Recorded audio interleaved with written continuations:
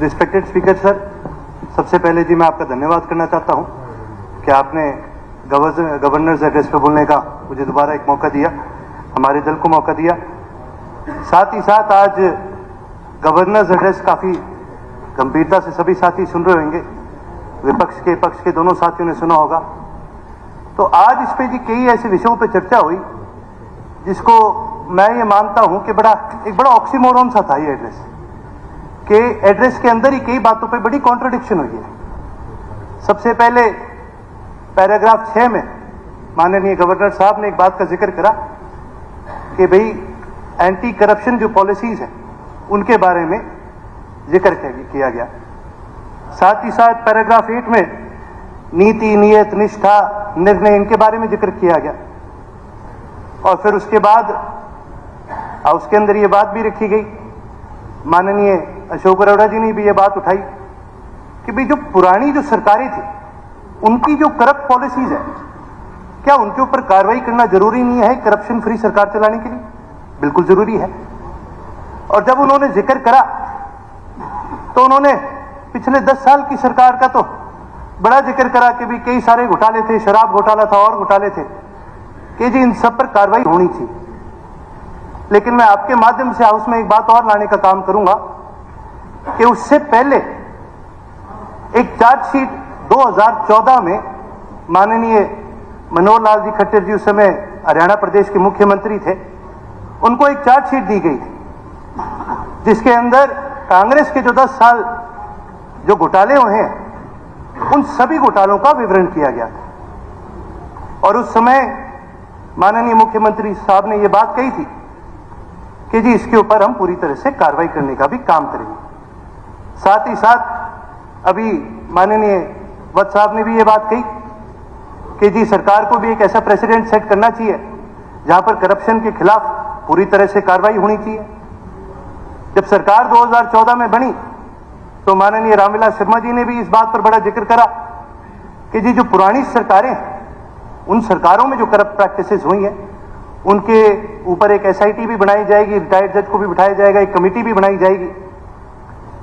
लेकिन दुख की बात यह है कि ये चीजें हाउस के फ्लोर पर तो इन सब का जिक्र हुआ है, लेकिन उसके अलग कभी भी इनके ऊपर कोई कार्रवाई करी नहीं। माननीय अशोक अरोड़ा जी भी मेरे साथ मेरे ख्याल से सहमत होंगे, क्योंकि जो चार्जशीट थी उस चार्जशीट के ऑथर माननीय अशोक अरोड़ा जी ही थे, जिसके अंदर कांग्रेस के जो 10 साल का राज था उसका पूरा एक ब्यूरो दिया गया है। मैं तो आपके माध्यम से इस हाउस के सामने ये बात लाना चाहता हूं कि जहां पर बात की जाती है इस प्रदेश को करप्शन फ्री बनाने की, तो फिर वही बात है जी कि भाई सबका साथ सबका विकास, हरियाणा एक हरियाणवी एक, मैं इन पे भी आऊंगा। लेकिन मैं ये कहना चाहूंगा कि अगर मैं दोनों को बोलूंगा जी, मैं दोनों को बोलूंगा कि भाई जहां करप्शन के चार्जेस है तो फिर सिर्फ कल वाले करप्शन के चार्जेस जरूरी नहीं है ना, पिछले 20 साल में सभी के ऊपर कार्रवाई करनी चाहिए। और ये रिकॉर्ड की बात है सर स्पीकर महोदय, मैं आपसे एक चीज जरूर कहूंगा, क्योंकि कल हमारी ओरिएंटेशन थी सभी साथियों की, तो ये बात कही गई थी कि कोई टोका टोक ताकी ना हो। मैं आपके माध्यम से सभी विधायकों को यह कहना चाहूंगा जी, किसी भी विधायक ने कभी भी बोला हमारी पार्टी आपको नहीं टोकेगी, आप हमें भी टोकने का काम ना करें। कल भी, उससे पहले भी लगातार जहां पर बात करी गई करप्शन के ऊपर, जब लगातार बात करी ऑन रिकॉर्ड पर जाने की, तो ये सीएजी की रिपोर्ट के अंदर भी है कि भाई उस समय स्काईलाइट हॉस्पिटैलिटी नामक एक कंपनी को जमीन अलॉट करी गई थी, और ऐसी जमीन अलॉट करी गई थी जिस जमीन तक राह भी नहीं था, रास्ता भी नहीं बना था, और रातों रात रास्ता बनाया गया। और जब वो रास्ता बनाया गया उसकी वजह से पहले तो जमीन अलॉट करी, सस्ते में अलॉट होगी, रास्ता बनाने के बाद दाम बढ़ गए। हरियाणा सरकार को 44 करोड़ का सिर्फ उस एक अलॉटमेंट में नुकसान हुआ था। और सीएजी की रिपोर्ट के मुताबिक सीएजी ने यह भी रिकमेंडेशन दी थी कि जी इसके ऊपर कार्रवाई करनी चाहिए और वो पैसे वापस सरकार के प्रति आने चाहिए। हमने ये मुद्दा विधानसभा में लगातार उठाने का काम करा है, और माननीय डिप्टी स्पीकर साहब के फादर साहब भी उस समय विधानसभा का एक हिस्सा था, आपने भी इस मुद्दे को उठाने का काम करे। लेकिन परंतु एक बड़ी दुख की बात है कि उस समय में विधानसभा का एक ऐसा माहौल बन चुका था कि आम मुद्दों को उठाया नहीं जाता था, उनको दबाने का पूरा प्रयास करा जाता था।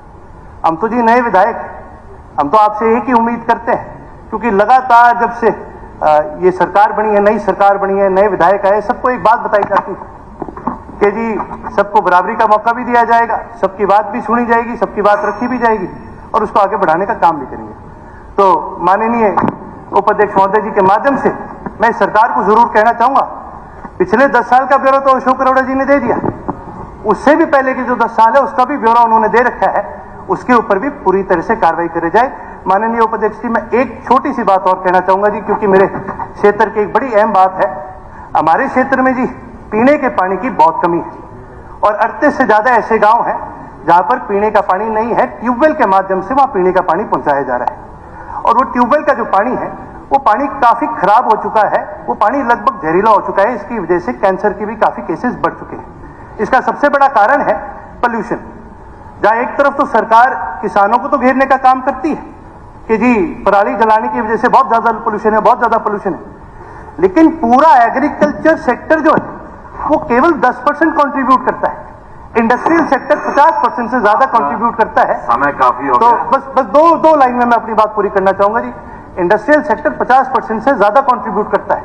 यदि कोई किसान इसका उल्लंघन करता है, उस पर 2 साल का बैन है, तो इंडस्ट्रियल सेक्टर में कोई उल्लंघन करता है उसके ऊपर भी इसका 2 साल का बैन लगना चाहिए, तभी हम मानेंगे भी हरियाणा एक हरियाणवी। एक छोटी सी बात और कहना चाहूंगा जी, आपके माध्यम से मैं मंत्री जी से कहना चाहूंगा, क्योंकि रानिया शहर एक बड़ा शहर है और उसके अंदर आज तक नहरी पानी पीने का पहुंचा नहीं है, तो उपाध्यक्ष जी के और अध्यक्ष साहब के माध्यम से मैं माननीय मंत्री जी को ये कहना चाहूंगा कि जी आप भी रानिया के अंदर नहरी पानी पीने का पहुंचाने का काम करें।